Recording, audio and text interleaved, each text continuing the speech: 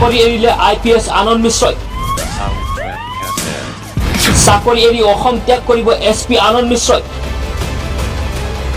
চাকৰিৰ পৰা অব্যাহতি বিচাৰি গৃহ বিভাগলৈ পত্ৰ লিখিলে IPS আনন্দ মিশ্ৰই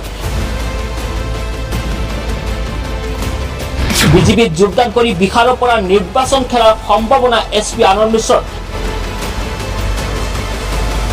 আমাৰ হাতত আহি পৰিছে SP আনন্দ মিশ্ৰই ৰাজ্য চৰকাৰৰ মুখ্য সচিবলৈ লিখা এই পত্ৰখন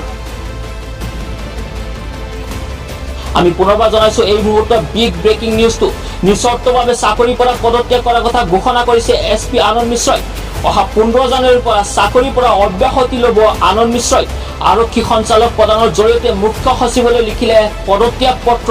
হয়তো বিহাৰৰ পৰা বিজেপিৰ প্ৰাৰ্থী হিচাপে লোকসভা নিৰ্বাচনত প্ৰতিদ্বন্দ্বিতা আগবঢ়াব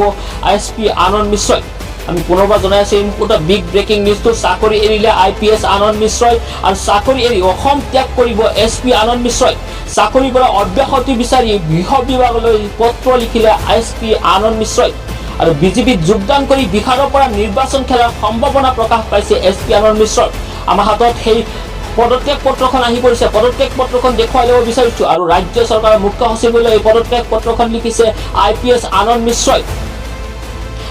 আৰু পদত্যাগ কৰিয়ে হয়তো বিজেপিত যোগদান কৰি বিহাৰৰ পৰা বিজেপিৰ প্ৰাৰ্থী হিচাপে লোকসভা নিৰ্বাচনত প্ৰতিদ্বন্দ্বিতা আগবঢ়াব